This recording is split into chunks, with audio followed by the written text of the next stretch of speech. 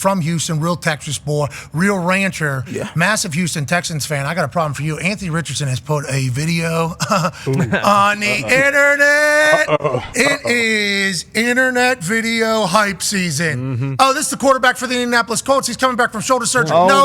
Big deal. Dominique Wilkins? Yeah, he's 260 pounds doing that, okay? He's in a long sleeve. He's Is this LeBron in the NBA? Bingo. This is the quarterback for the Indianapolis Colts that we only got to see for like 3 of the 5 games at the start of the season. How's he looking? Well, jacked, ripped, and spinning it. Whenever he was with us, he didn't talk about any diet plan. He didn't talk about having a chef. He was kind of just chit-chatting about that's the way I eat or whatever. And I was a little bit worried. I'm like, okay, it feels like everybody now has some sort of balance or some sort of super structured thing that some scientist is telling them to do. So Anthony Richardson, not only is he incredibly jacked and young, and we didn't really get to see a lot of him, but when he was playing, he was electrifying. He's still just dog too. It's like he still got a flick of the wrist. Yeah, got a flick of the wrist, but also like just going out and doing that dunk right there. Just like just casual. He's an athlete. He's a baller. He's not scared to get hurt. He's not scared to get injured, and he's spinning it. And this is what I'm talking about whenever I say, hey, down in Houston, I know. Okay, that God blessed you guys with the Miko Ryans, and now Stefan Diggs is down there. But let me show you what's going on with Stefan Diggs. He was doing some, what's that called? Pilates? Pilates, I think, where it's a constant torque on your body. People are getting shredded and jacked up doing this, but if you don't keep that core tight in the balance, guess what can happen to you? Oh, no, that's Houston. Go back to Anthony Richardson. Go back to Anthony Richardson on the basketball court, please. Just real quick, if we could. Still got a little Buffalo left. Here's the Indianapolis Colts. Now let's go to Pilates in Houston. Breathe in. Breathe out. And boom. It's our division now. You guys are dead down in Houston. It ain't how many times you get knocked down. It's how many times you get back up. Exactly. Wow. Yeah. Pretty good. It is about that, and obviously you guys have been knocked down a lot, but Stefan Diggs gets added to your team. C.J. Stroud has the greatest rookie season in history last year.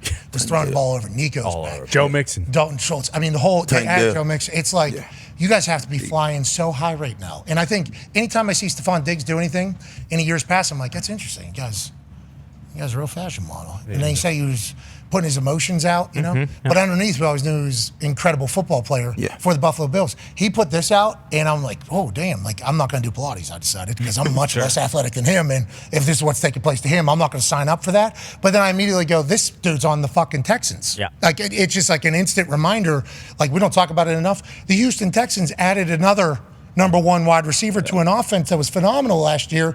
You Houston Texans fans, it's bullshit. I want to let you know it's bullshit. But you Houston Texans fans have to be so pumped for this season, more so than ever, maybe, in the entire history of the franchise. Certainly more so than ever. Yeah, with by a mile, 100%. I mean, you think about, I think we won 2 games. I think, or maybe won 3 or 4 games. They threw Davis Mills threw the Hail Mary year before last game of the season. We would have gotten first overall pick if he drops the ball. Against the Colts, we win that game for no reason at all. Everybody's freaking out because we don't get the number 1 pick. Again, it's a God thing.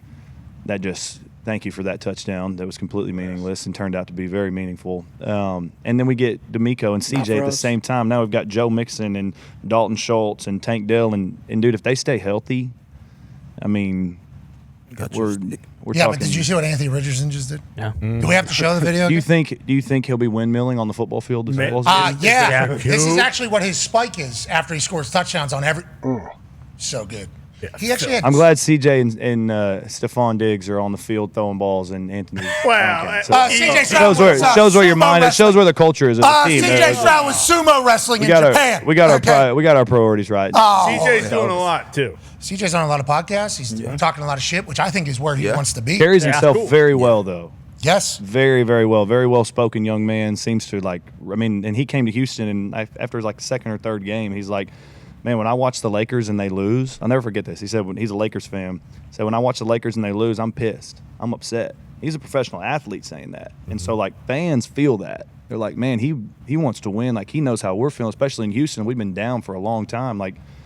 When your quarterback is possibly the greatest rookie of all time and is talking that much comment, that's That's great, dude. That's good for the culture. Yeah, it is great for the culture, and he learned it all at Ohio State. So, AJ, this is partially your fault in this entire thing. But, yeah, everything he has done has certainly been that of a leading man, like a front man. This is who we would like to have be the face of a franchise. Literally since the day he stepped in, he's like, oh, I love Houston, started throwing up the bullhorns and everything.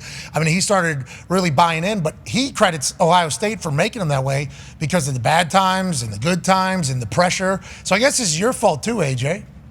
Yeah, I guess. I mean, that it goes to show you if you get some big-time reps on a huge stage in college football, I mean, of course, I think there's a lot of great carryover, and it prepares you for the league. That's why I think a lot of these guys that are coming in from day one, especially we see all these receivers that are studs, they step in, they start the first game, and they just go from there. I mean, maybe we see more quarterbacks have some early success like CJ, but I don't know if they're going to match what he actually did last year. Pac-Man, why do some rookie quarterbacks struggle? Isn't it like they throw more picks than anybody? This guy didn't throw a pick for like 14 weeks. Well, I think he succeeded so much because of they did the same thing they did in college. A lot of his stuff was getting out on the wing, play action, check down. If the home run is there, you hit it. But if you watch a lot of his plays, he either booting out and the action is coming back to him, or he's throwing backside. So, like, a lot of that is getting him out of the pocket.